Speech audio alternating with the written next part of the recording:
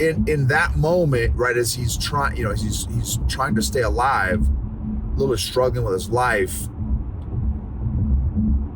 and the power of just simplifying the struggle by blocking everything else out and just focusing on getting to that rock,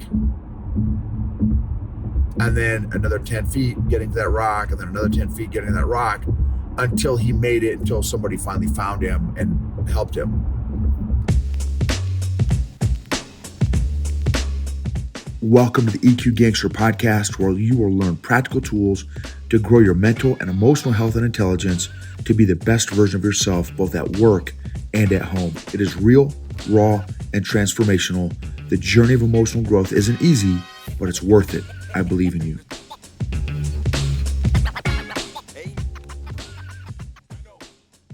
EQ Gangsters. On my way back from my BJJ therapy, and took the morning class because I've got Bible study tonight. When I walked in, so today is going to be, I'm not exactly sure how to title this, how to get through maybe tough times. Let's say that. So one neat experience was the purple belt. He's a 2-stripe purple belt.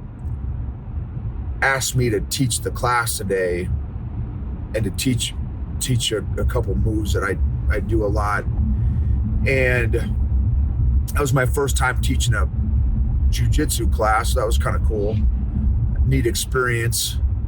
And then a brown belt, but a super dude, buddy of mine, great buddy of mine, is named Vince. He gave me some great feedback that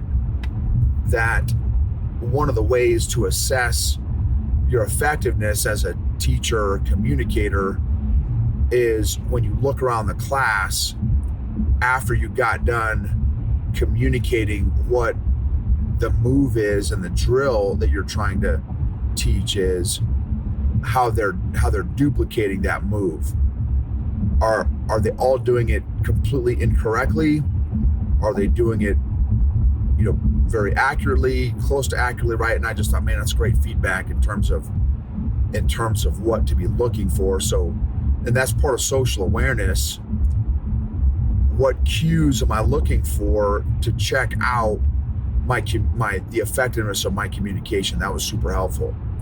Then I started rolling with super dude, again, purple belt, 2 stripes, and I've probably got him by, man, probably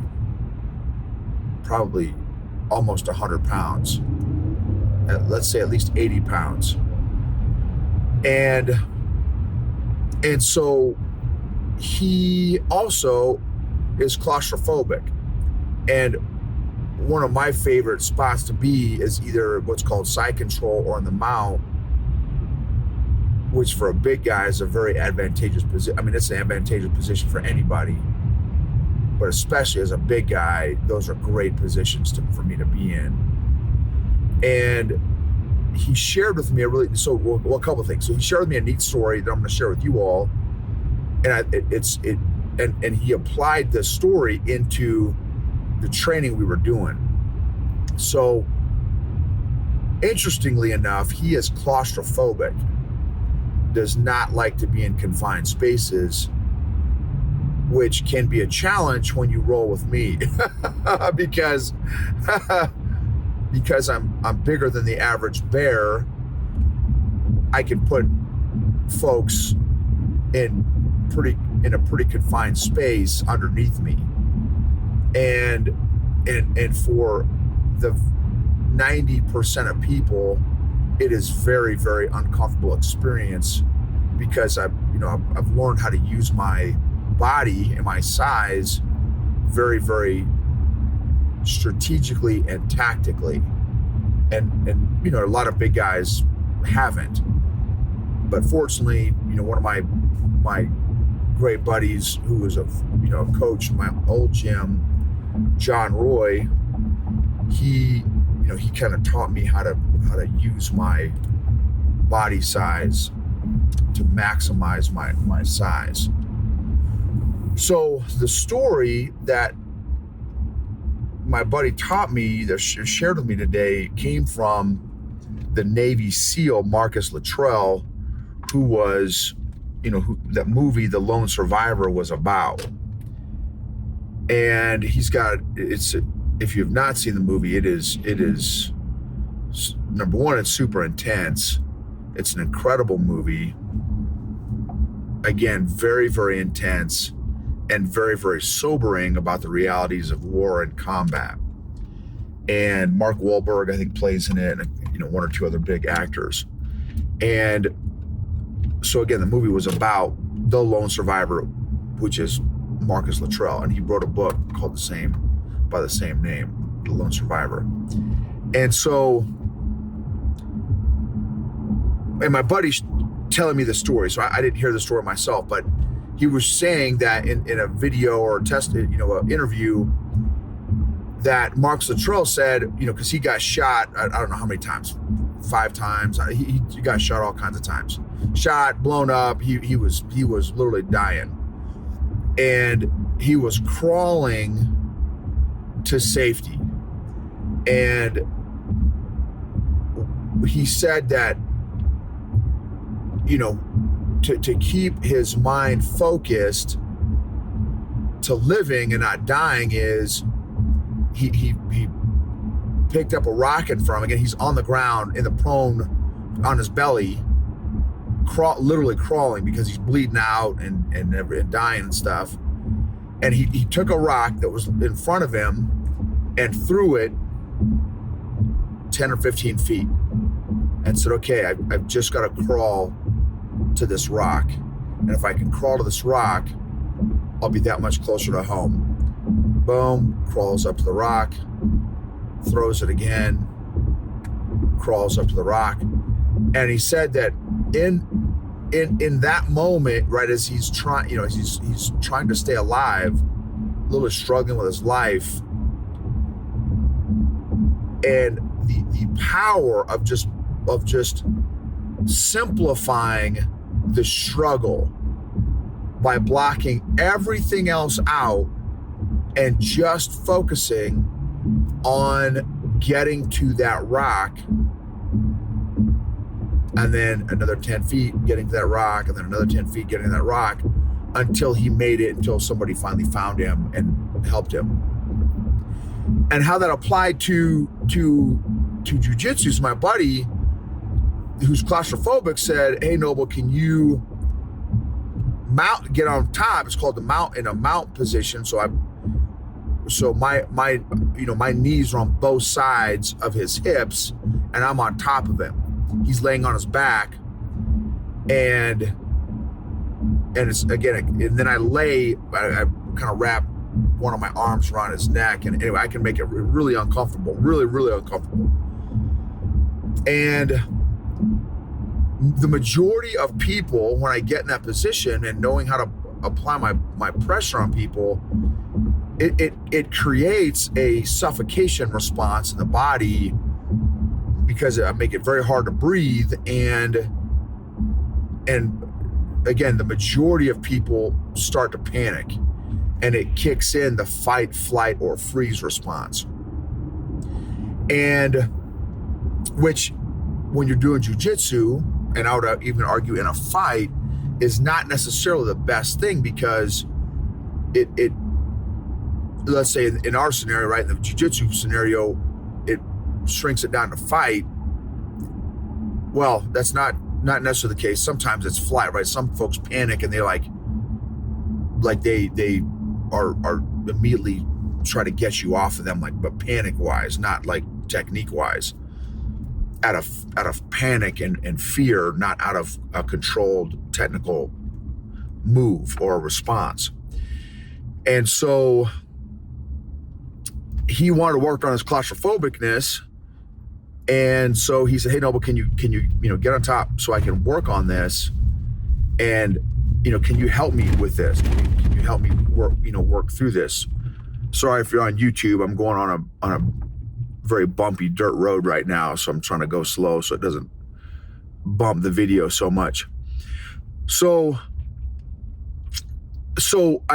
boom, I said, okay, well, look, I don't want you to try to get out of the position that you're in. Just focus on your breathing. Focus on the breathing. That's it. And so, I think we worked up to probably about a minute where he was able to stay calm for about a minute, and then he needed to catch his breath again and stuff. And so, and he said the thing that helped him was that thing that Marcus Luttrell had said about throwing that rock. And so what he did was he's like, okay, if I can just last 10 more seconds. So then he'd count, okay, his breaths, he'd count to 10. He said, okay, well, let me just last 10 more seconds and count 10 more breaths. Okay, let me last 10 more seconds, right? So he did that enough times where it got him up to about a minute, which was a great self-regulation. Number one, self-awareness. Okay, so tying in the emotional intelligence and emotional health, you're working on so number one, the awareness that you need to work on something. Number two, the self-regulation and self-management of like intentionally working on this thing. And I would argue a very, very uncomfortable thing, the feeling of, being claustrophobic. It's uncomfortable enough if you're not claustrophobic to be underneath a very big guy who knows kind of how to use their body for pressure. And then add on top of that the claustrophobicness, and it's a whole nother ball game. And so he used that self-regulation, that breathing, just controlled breathing, along with that Marcus Luttrell concept of just simplifying the struggle. That's how I'm calling it. I don't know if that's what Marcus Luttrell calls it. That's what I'm calling it. Simplify your struggle, get clarity, get your breathing dialed in. In fact, I saw another video by he's one of the longevity guys. He's the guy who, worked in insurance or something for 20 years, and he knew literally within a month of when someone was going to die based on their factors. They're 6 foot tall, they're, a little bit obese, they drink, they smoke, right? And all these different factors. And you're like, okay, this is, if nothing else happens to you externally, right? You don't get hit by a bus or, lightning doesn't strike you, this is when you will die. And literally he said he could get it within a month, which is crazy. And now he's in the longevity business, and he worked with the UFC president, Dana White, and got Dana White all dialed in. He said that one of the most important things for the body and the brain is, what did he say? He had a little line. He said, oxygen, where there's oxygen, there is not disease, or something like that. Don't quote me on that, but it's something like that. Where there's oxygen, there's not disease. So he said that it is like his number one priority each day to start the day is breathing exercises, is to get as much oxygen to the brain as possible. Now, for me, I start off my day with, the Bible, reading the Bible. And, and I'm going to start, so now that I do my cold plunge and stuff every day, I do breathing exercises while I'm in the cold plunge. I'm going to be even more intentional now, just hearing about all this oxygen stuff.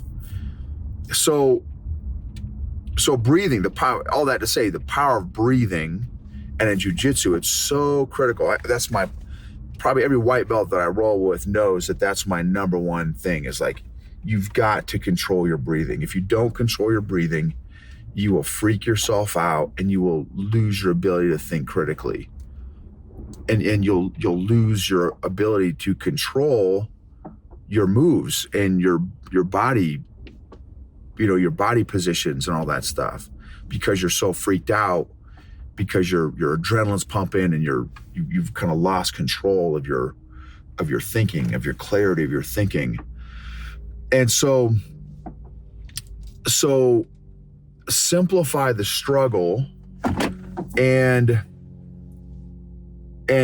a way to do that is by, again, focusing on your breathing. So creating a battle drill for those of y'all in the military. If you're not in the military, creating a muscle memory drill that whenever you feel stress or anxiety, that is your trigger, your positive trigger to simplify your struggle, simplify your stress, and control your breathing. Get your breathing dialed in. You know, you could do the box breathing that the Navy SEALs do. Inhale 4 seconds, hold 4 seconds, exhale 4 seconds. Inhale 4 seconds, hold 4 seconds, exhale 4 seconds, and do that, 10 times. You can check, there's all kinds of different breathing exercises out there. But anyway, I thought that was a really great self-regulation tip and tool that my buddy shared in jiu-jitsu this morning, that Marcos Luttrell shared, about just focusing, simplifying your stress, simplifying your struggle. For him, it was that rock that he threw. For my buddy, it was, okay, let me breathe 10 more seconds. And then let me breathe another 10 seconds and intentionally work through that intentional, self-created stress with a purpose of working on it so that it wouldn't be stressful anymore, right? The more reps that he worked on. Anyway, I thought that was great. Want to share that lesson with you all. And it would mean a ton if you would take 15, 20 seconds to just rate, review, share, subscribe to the podcast. Thank you for the YouTube folks that are watching. The podcast listeners, so thankful to have you part of my journey, let me be a part of your journey, your growth journey.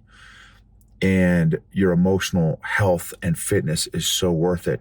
And I encourage you all, continue it. Don't stop it. It's not, you take one jiu-jitsu class and you're good, or you take it for a year and you're good and then you stop. Continue that emotional fitness. In addition to, right, spiritual fitness and the other different areas as well. Obviously, emotional fitness is the area that I'm talking about. And emotionally healthy leaders create emotionally healthy cultures and organizations which create, maximize, and optimize results, outcomes, performance, and engagement. Simplify the struggle.